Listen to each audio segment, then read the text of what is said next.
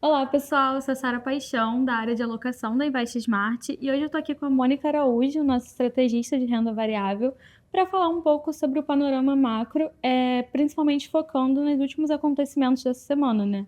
Essa semana foi bastante volátil, né, Mônica? Tivemos uma mudança extraordinária na taxa de juros do Japão, que surpreendeu o mercado. Também tivemos um payroll bem abaixo do que era esperado pelo mercado nos Estados Unidos. E hoje também saiu o ato do Copom, então a gente vai tentar costurar todos esses acontecimentos para explicar para vocês o que está acontecendo e o que esperar daqui para frente, tendo esse panorama como um plano de fundo. Falando um pouquinho sobre o payroll primeiro, né, Mônica?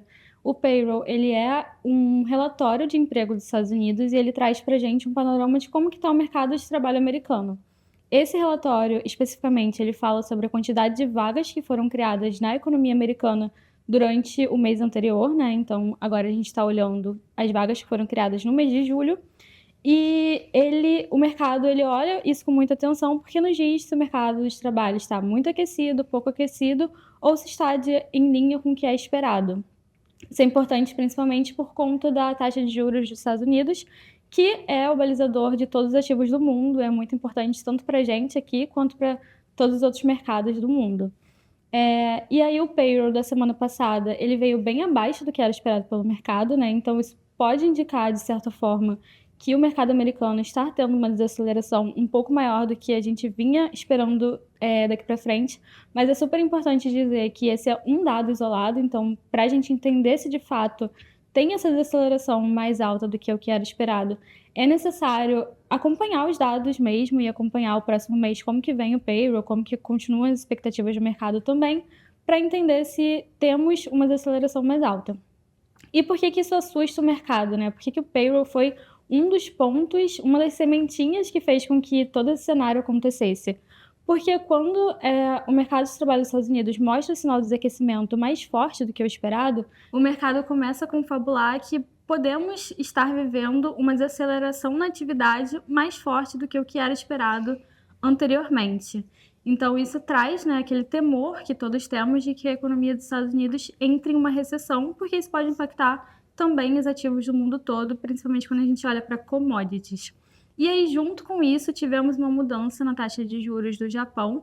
E eu queria saber de você, Mônica, assim, o que o Japão entra nesse cenário e também consegue corroborar para tudo isso que a gente viveu? Pois é, né? Parece assim, tá tão longe da gente, né, que não vai ter impacto nenhum, mas sim, tem um impacto bem relevante. Eu acho que foi uma combinação de dados, né, juntos numa semana só, e tentando dar um passinho atrás, só para a gente contextualizar, né, a gente já vinha com dados assim de China muito fracos em termos de atividade, né, teve aquela reunião muito importante na China e ela não foi sucedida de incentivos para a economia, então os dados da China continuaram vindo relativamente fracos e no processo de aceleração. A gente viu depois dados na Europa também, principalmente de atividades industriais vindo também fraco, né? E aí, quando a gente chega nos Estados Unidos, começam também a vir dados, começam a ser divulgados dados também, principalmente da parte industrial, também mais fracos, né?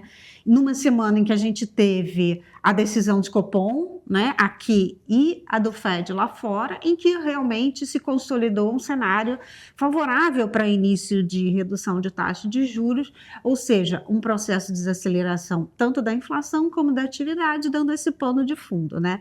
E exatamente nessa semana veio o Japão, né? O mercado já estava esperando, ou seja, todos os agentes já estavam esperando que a política monetária no Japão fosse ser alterada, né?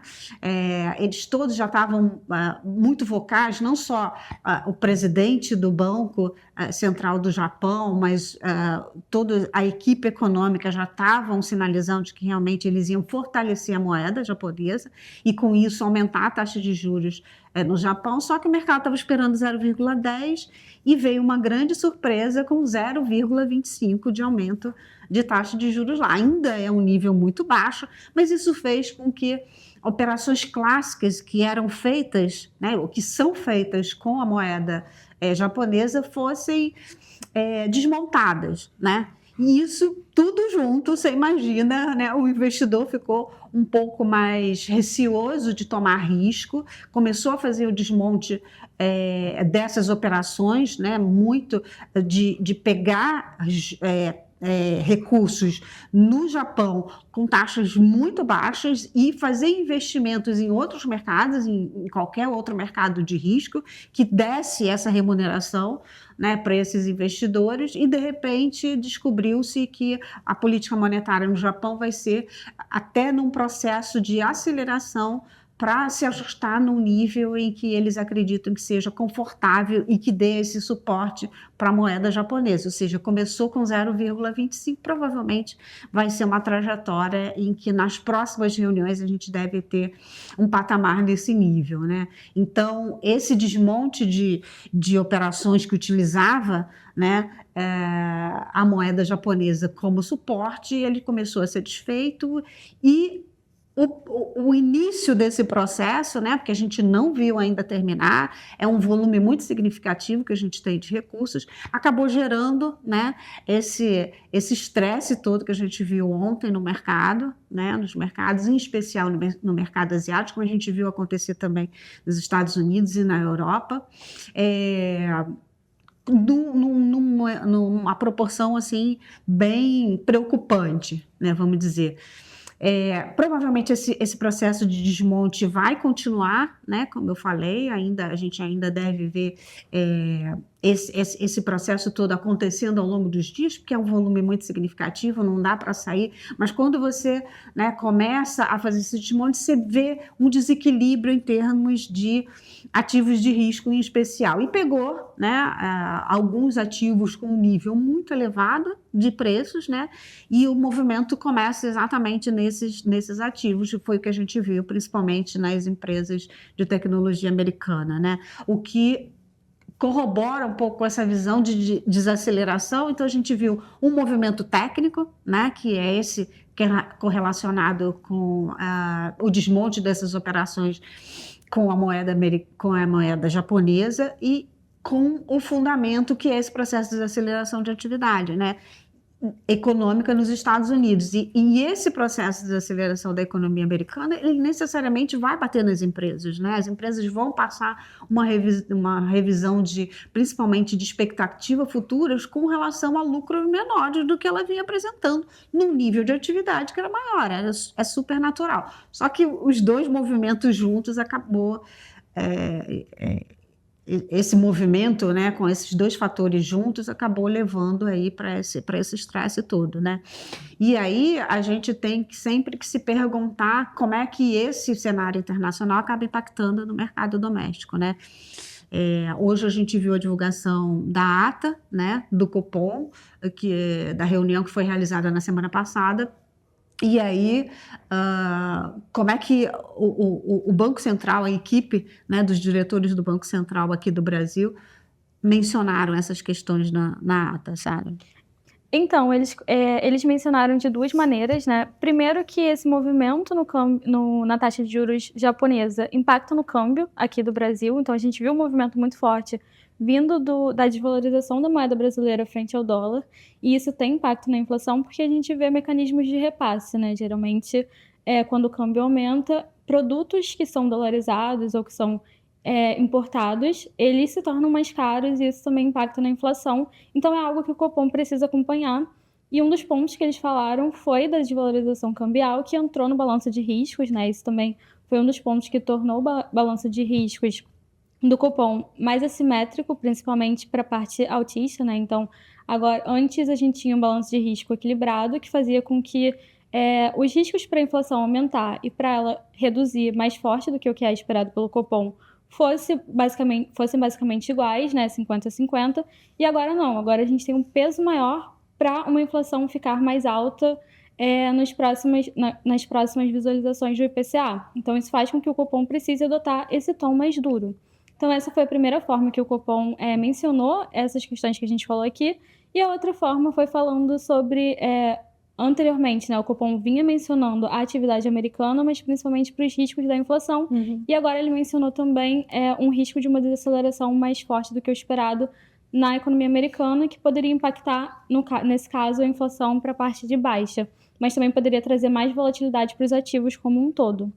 Então, essas duas questões foram mencionadas na ata, né? A ata do Copom, diferente do comunicado, né, que parte do mercado leu como um comunicado um pouco mais dove, mas menos duro do que o mercado vinha esperando, dado que a gente está num cenário muito incerto, né? Esse comunicado ele trouxe essas questões e fortaleceu também aspectos que ficaram em aberto no comunicado. Então, a ata ela trouxe a perspectiva de que os membros do Copom, unanimemente, né, que é muito importante, concordam que se a inflação continuar aumentando e as expectativas de inflação continuarem acima da meta, a gente tiver realmente esse movimento do câmbio de uma maneira mais forte, eles estarão prontos também para aumentar a taxa de juros, que é algo que o mercado já vem precificando na curva de juros, né? Mas também, voltando, né, a gente precisa entender como que vai ficar o cenário daqui para frente, não necessariamente o Copom vai aumentar juros até o final do ano, então é algo que a gente precisa realmente entender como que vai ficar, e principalmente esse movimento do câmbio, que é algo mais volátil e que impacta de fato na inflação, mas também a gente tem que entender se vai ser um movimento de longo prazo ou um movimento que pode se reverter daqui para frente, né, Mônica? Exatamente. É muito importante o cenário, né, que foi descrito. Realmente, na semana passada, eu acho que o mercado ficou um pouco decepcionado com o comunicado, porque não veio escrito, né, textualmente de que haveria essa possibilidade de aumento de taxa de juros se realmente um cenário pior se configurasse, né? Então, acho que agora a ata trouxe isso de forma clara e de forma unânime também, que dá uma sinalização, porque a comunicação que o Banco Central tem com os agentes econômicos, ela é muito importante para consolidar ou não uma expectativa futura de taxa de juros e de inflação também, né? Na medida em que ele se mostra totalmente pronto para fazer qualquer tipo de movimento na taxa de juros que reverta essa expectativa futura de crescimento da inflação é extremamente importante, e é isso que os agentes querem realmente e que esperam de um Banco Central, seja ele no Brasil, seja ele em qualquer lugar do mundo, né? Então, acho que o que fica realmente é esse aspecto que a gente tem questões domésticas, né? Que em alguns momentos a gente vai estar mais correlacionado com o mercado internacional, e em outros momentos a gente vai ter as nossas questões domésticas prevalecendo, né? Com relação ao cenário de desaceleração mais forte na parte internacional, eu acho que a gente ainda não consegue falar assim, estamos à beira de uma recessão. Não, a gente continua num processo de desaceleração. Ainda não há elementos ou dados, né, macroeconômicos que possam reforçar essa expectativa de que a gente está na beira de uma recessão. Não, né? Eu acho que até setembro, que é a próxima reunião dos bancos centrais, né, tanto no Brasil como nos Estados Unidos, a gente vai ter uma bateria de dados que podem, né, consolidar esse processo ou não, e particularmente a gente acredita que continuamos acreditando nesse processo de desaceleração, não de recessão, e que isso gera uma possibilidade até de realocação, né, de fluxo, que é importante, né? Hoje a gente vê já esse ajuste na taxa longa, né, que aconteceu tanto nos Estados Unidos como aqui também. Então, eu acho que foi importante, né, para a gente entender. Esse movimento técnico vai continuar em função dessas mudanças todas na política monetária, como a gente falou aqui no mercado no Japão, mas eu acho que houve um estresse, né, consolidando aí uma possibilidade maior de recessão que, por enquanto, a gente não está vendo, né? E tem as questões nossas domésticas também, né, que o Banco Central acabou reforçando e trazendo uma perspectiva de que sim, está atento, né, ao que está acontecendo, principalmente a questão fiscal também, né, que ele voltou a mencionar, e que hoje, no curto prazo, talvez seja a questão mais relevante para a gente estar endereçando aí, tentando resolver. Então, eu acho que agora o mercado começa a se acalmar um pouco e a tentar precificar de forma racional o que efetivamente a gente tem, tanto no cenário macroeconômico internacional como nas questões domésticas brasileiras, né? Então, É importante a gente estar sempre atento, né, principalmente a esse movimento técnico e ao fundamento, para tentar alocar os recursos da melhor forma possível, né, e esses movimentos mais estressados, às vezes, dão oportunidades muito interessantes. Então, estar sempre em contato com o seu assessor para fazer as alocações mais eficientes, independente, do cenário, né. É isso, Mônica. Obrigada, pessoal. Estaremos aqui acompanhando os próximos passos de todo esse cenário e passando para os nossos assessores para que vocês consigam sempre ter a carteira mais equilibrada de acordo com o cenário macroeconômico. Até mais.